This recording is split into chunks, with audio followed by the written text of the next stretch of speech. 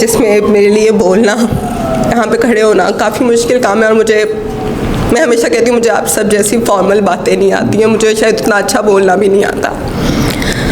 पर वही बात कि जो एक दफ़ा भी मिला है मम्मा से, उसको पता है कि वो उनका प्यार, उनकी मुस्कुराहट, उनका बोलना, हर एक चीज़ ना दिमाग पर नक्श हो जाती है।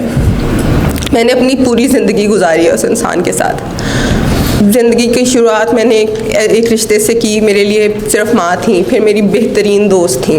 मैं घर एंटर होते ही सबसे पहले जो है वो पूरे दिन की एक कहानी जो है वो उनको सुनाती थी, तो मेरा दिन पूरा होता था।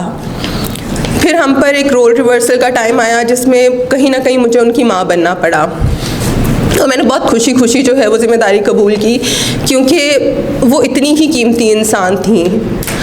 शायद मैं उनको रोज़ जाते हुए देख रही थी, पर मैं रोज़ दुआ मांगती थी कि किसी तरह से कोई मौजज़ा और मैं उनको बचा लूँ। हम लोगों ने अपनी बड़ी मुकम्मल कोशिश की, उन्होंने अपनी बहुत कोशिश की। उनके अंदर जीने की बहुत विल थी, उनको जीने का शौक़ था। मैं उनको कई दफ़ा कहती थी कि शायद इस उम्र में भी वो शौक़ मेरे अंदर नहीं है। ज़िंदगी आज की कल ख़त्म होती है, कल ख़त्म हो जाए, आज ख़त्म हो जाए, शायद मुझे इतना फ़र्क नहीं पड़ेगा, पर वो जीना चाहती थी। वो जब बिल्कुल भी बोल नहीं पाती थी तो मैं उनसे पूछती थी, मम्मा आप क्या चाहती हो? और मुझे कहती थी इशवाल ठीक होना है। पर फिर आहिस्ता आहिस्ता बोलना ख़त्म होता गया, मुस्कुराहट ख़त्म होती गई, और उनकी तकलीफ़ वाकई इतनी ज़्यादा थी कि शायद उसका एंड इसी तरीके से हो सकता था। मुझे याद है कि सामने मात है, वो पहली किताब थी जो उन्होंने अपनी बीमारी की सूरत में लिखी थी। और अपनी तरफ से मैं अंकल इरफान से वो किताबें लेने के लिए गई थी, उनको सरप्राइज़ देने के लिए कि मैं उनकी किताब शाम को घर लेकर आऊँगी। वो किताब जब मैंने घर आकर खोली थी तो उसका जो इंतसाब था वो पढ़कर उल्टा जो है वो मैं खुद जो है वो ये हो गई थी कि कोई इतना थॉटफुल अपनी बीमारी में भी कैसे हो सकता है। इंतसाब था मेरी बेटी सैयदा शवाल रज़ा के नाम, जिसकी नरम पोरों में माँ जैसी शफ़क़त और तवानाई है। वो मेरे वजूद के दिए में अपनी मोहब्बत की रोशनी मुसलसल भरकर मुझे ज़िंदा रखती है। और वो ये बात बहुत दफ़ा कहती थी कि तुम्हारी मोहब्बत तुम्हारे हाथों में रहकर मैं ठीक हो जाऊँगी। पर अल्लाह ताला को कुछ और कबूल था। मुझे लगता है कि मेरी बाकी की पूरी ज़िंदगी जो है वो एक उनका रिफ्लेक्शन है।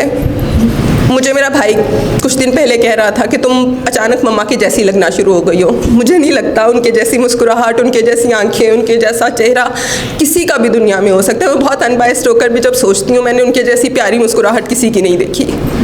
वो एक प्यारी इंसान थी, बहुत ढेर सारा सब्र। उनको जब कभी कहती थी ना कि मम्मा किसी बात पे तो कंप्लेन भी किया करो, मैं कहती थी शवाल सब ठीक हो जाता है। 4 दिन अगर मुश्किल आती है तो अगले 4 दिन अच्छे भी गुजरते हैं।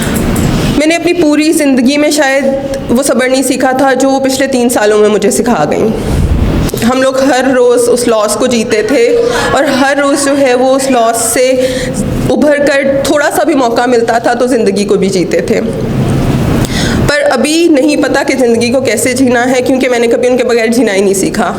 मतलब ये सब लोग जिन्होंने कुछ साल मेरी उम्मा के साथ गुजारे हैं, कोई एक दफ़ा शायद मिला हो, कोई कुछ वक्त है आप सब लोगों ने जो मेरी माँ के साथ गुजारा है। मैंने पूरी ज़िंदगी गुजारी है, और मेरे लिए ये सिर्फ़ एक रिश्ते का लॉस नहीं है।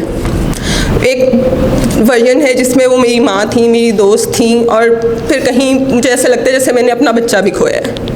मैंने उनको बिल्कुल ऐसे फूलों की तरह रखा कि किसी तरीके से शायद उनको बचाया जा सकता हो, पर नहीं बचा सकी।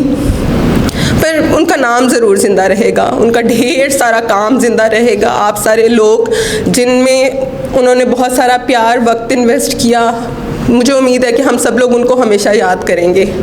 और मम्मा के लिए मेरा नहीं ख्याल कि मैं कभी भी जो है ना वो चाहूँगी कि हम था का लफ्ज़ इस्तेमाल करें। उन्होंने कहा था कहानी सफ़र में है, तो कहानी सफ़र में ही रहेगी, कहानी ख़त्म नहीं होगी।